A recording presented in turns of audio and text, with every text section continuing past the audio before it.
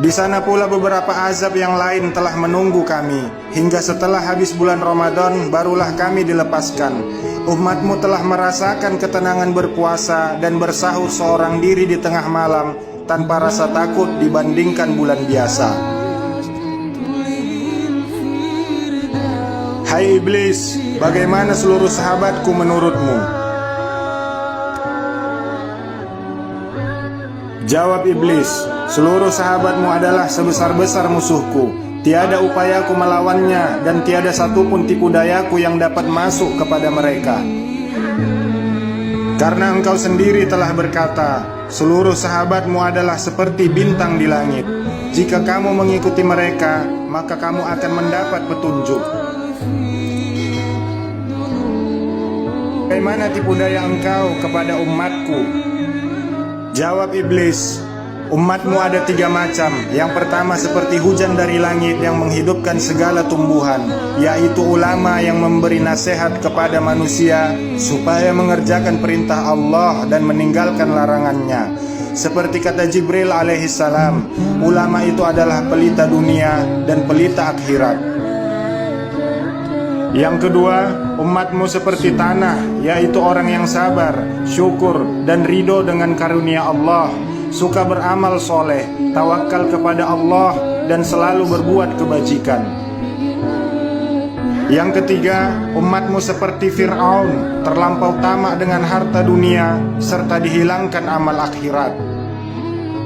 Maka aku pun bersuka cita lalu masuk ke dalam badannya. Aku putar hatinya ke lautan durhaka, dan aku bisa mengarahkannya kemana saja untuk mengikuti kehendakku. Hai iblis, siapa yang serupa dengan engkau? Tanya Rasulullah. Jawab iblis, orang yang meringankan syariatmu dan membenci orang yang belajar agama Islam. Hai iblis, siapa yang mencahayakan wajahmu?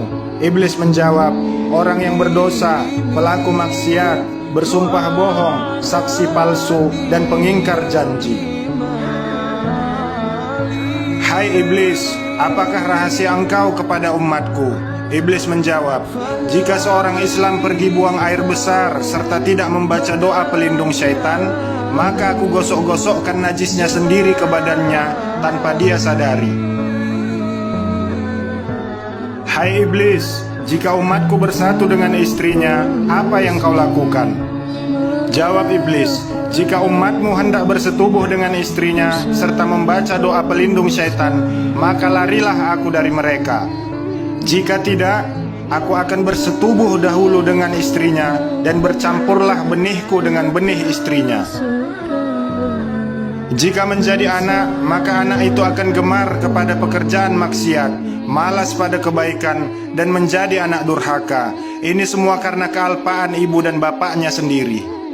Namun sebaliknya, jika mereka berdoa saat hendak bersetubuh, maka sulitlah bagiku untuk menggoda anak keturunannya. Begitu juga ketika mereka makan tanpa membaca bismillah, maka aku yang dahulu makan daripadanya. Walaupun mereka makan, tiadalah merasa kenyang. Hai iblis, dengan jalan apa dapat menolak tipu dayamu? Jawab iblis, jika dia berbuat dosa, maka dia kembali bertaubat kepada Allah, menangis, menyesal akan perbuatannya. Apabila marah, segeralah mengambil air wudhu, maka padamlah marahnya. Hai iblis, siapakah orang yang paling lebih engkau sukai? Jawab iblis, lelaki dan perempuan yang tidak mencukur bulu ketiak dan bulu kemaluannya selama 40 hari. Disitulah aku mengecilkan diri, bersarang, bergantung, berbuai seperti dipijat pada bulu itu. Hai iblis, siapakah saudara engkau? Jawab iblis, orang yang tidur telungkup, orang yang matanya terbuka di waktu subuh tetapi menyambung tidur lagi. Lalu aku lenakan dia hingga terbit fajar. Demikian juga pada waktu zuhur, asar, maghrib, dan isya. Aku beratkan hatinya untuk sholat.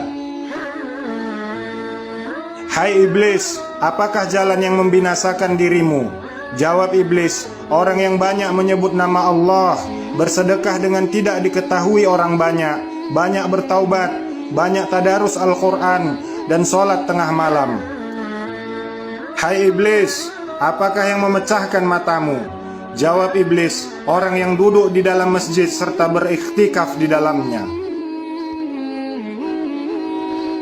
Apalagi yang memecahkan matamu, wahai iblis? Jawab iblis, orang yang taat kepada ayah ibunya, mendengar kata-kata mereka, membantu makan dan pakaian mereka selama hidup, karena engkau telah bersabda, sesungguhnya surga itu di telapak kaki ibu.